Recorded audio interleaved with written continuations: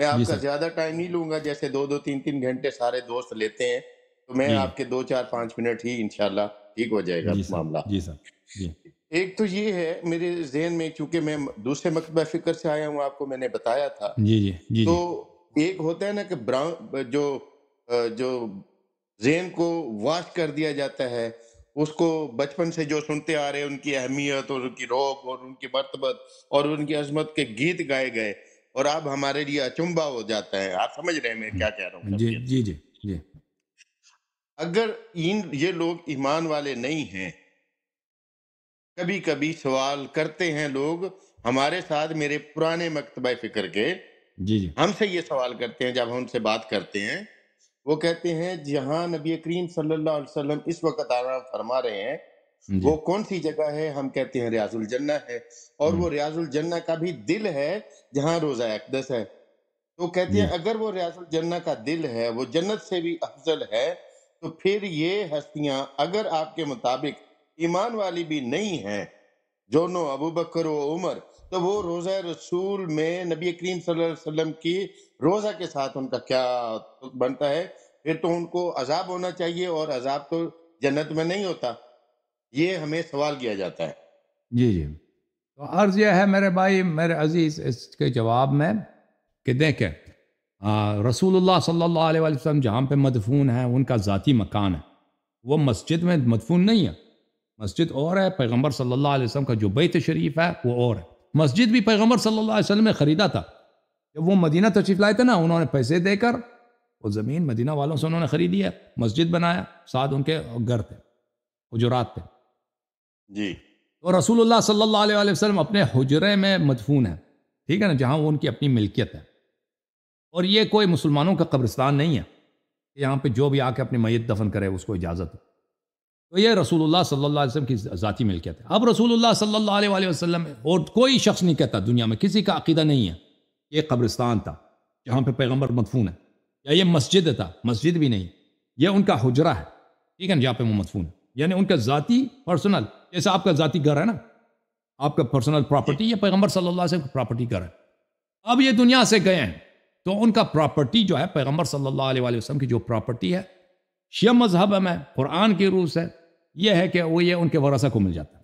اور ان کا وارث کون ہے؟ ان کا وارث جو ہے ان کی بیٹی ہے حضرت فاطمہ الزہرا سلام اللہ علیہا۔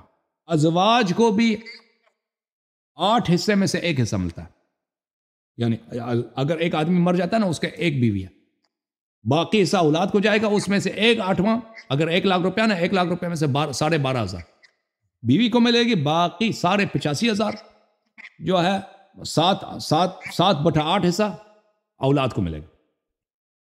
اگر 2 بیویاں ہیں تو جو 1/8 ہیں وہ 2 تقسیم ہوں گے، اس کو 2 بیویوں میں تقسیم کریں۔ 3 بیویاں ہیں تو وہی 1/8 سے زیادہ نہیں ملے گا، اسی 1/8 کو 3 میں تقسیم کریں۔ 4 ہیں تو 4 میں تقسیم کریں گے۔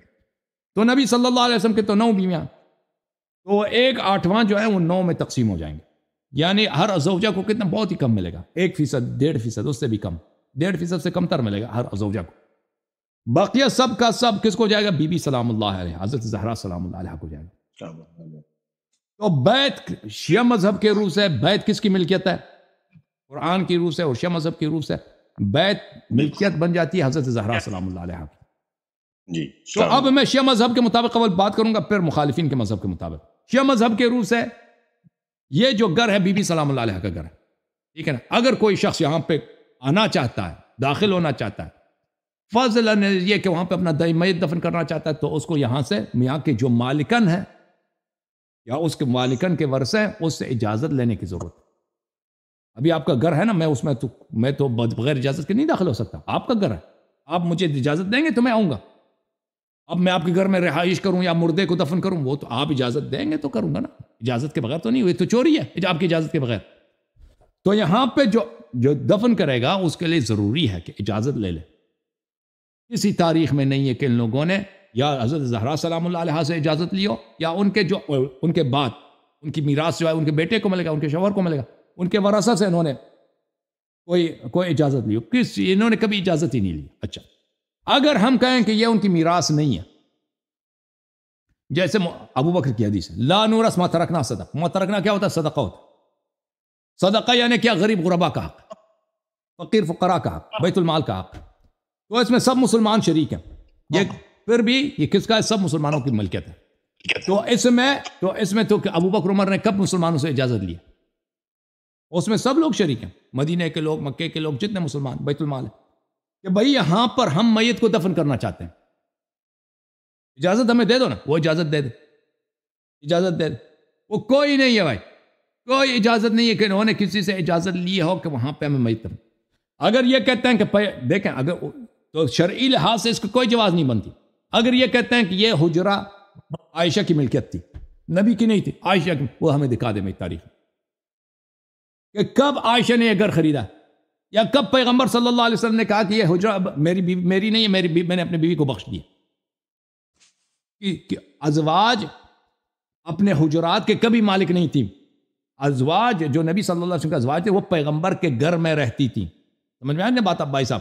جیسے آپ کی وائف جو ہے، گھر آپ کا ہے، آپ نے ایک شادی کی، 2 شادی، بچے آپ کے گھر میں رہتے ہیں، وہ ٹھیک ہے رہتے ہیں، لیکن اس کی ملکیت نہیں ہے. آپ جب چاہے اس گھر کو بیچ دیں، دوسری گھر میں منتقل ہو جائیں. ازواج کی کوئی آپ پراپرٹی آپ کی ہے. تو یہ جو ہے کسی تاریخ میں نہیں ہے. یہ افراد جو کرتا ہے نا کہ عائشہ سے اجازت لی، عائشہ کب عائشہ مالک بن گئی؟ نبی، آپ خود کہتے ہو کہ نبی صلی اللہ علیہ وسلم کی میراث نہیں ہوتی ہے، صدقہ ہوتا ہے. صدقہ اگر ہوتا ہے تو سب غریب غربا، سب پورے عالم اسلام کا حق ہے اس میں، سب غریب غربا. کن سے اجازت لی؟ کسی اجازت نہیں لی.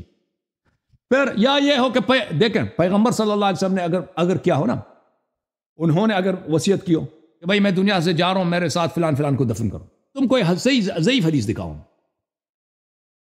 تم آئے ہو اپنے میت کو، مردہ کو وہاں پہ پیغمبر صلی اللہ علیہ وسلم کے ساتھ ان کے ذاتی مکان میں دفن کرتے ہو بغیر اجازت کے.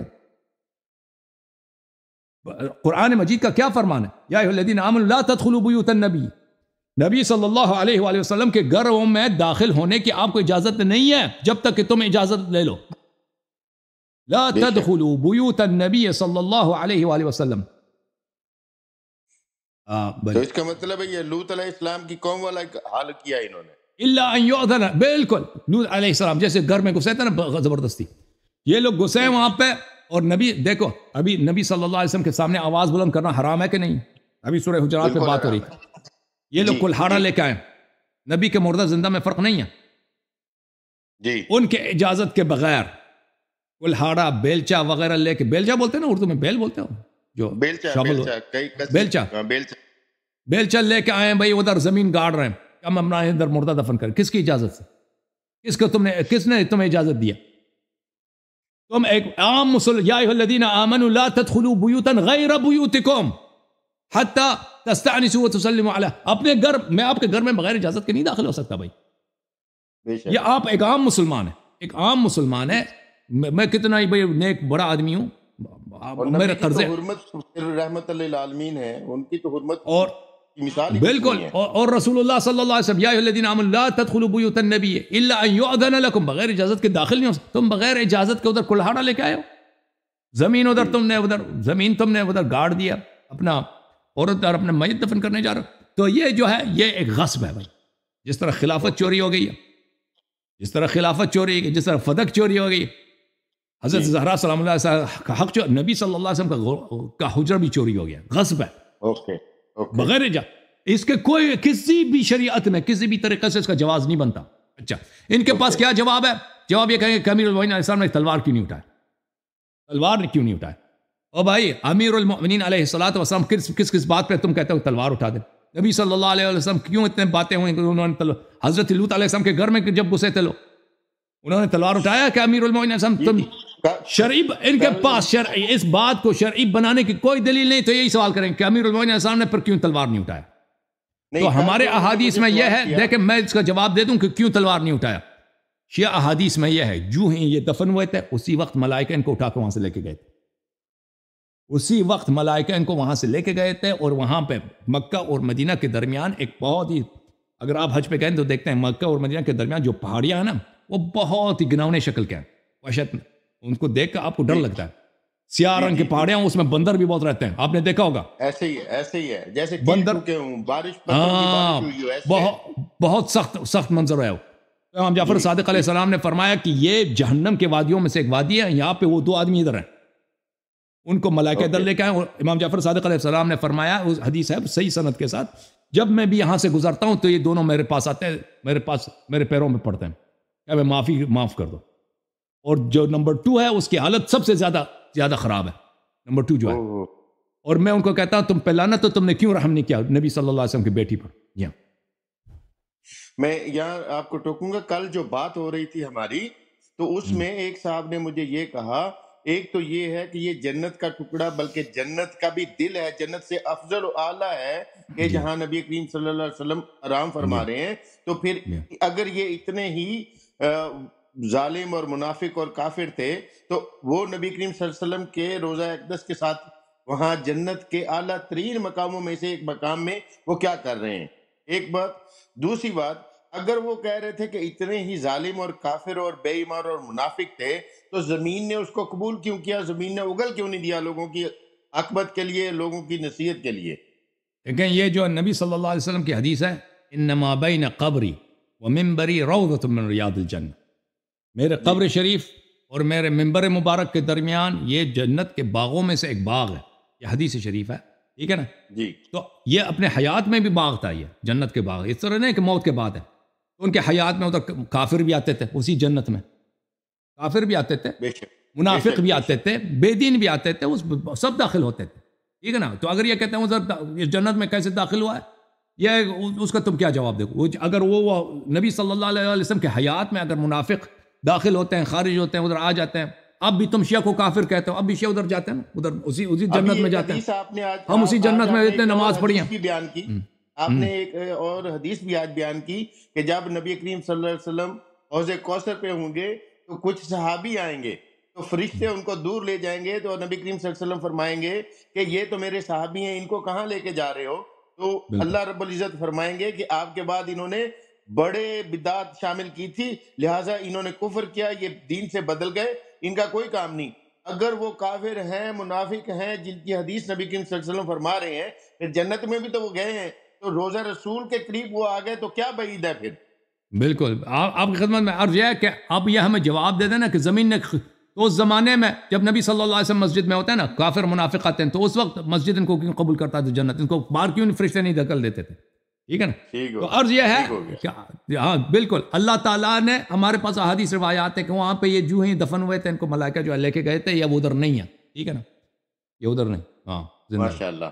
اچھا, دوسرا میں ایک دو چیزیں تھوڑی سی اپنے ناقص علم کے مطابق میں جو یاد آ جاتی ہیں آپ کے ساتھ میں شیئر کروں. اور میں ایک اور نقطہ آپ کو بتاؤں, ایک اور نقطہ بتاؤں.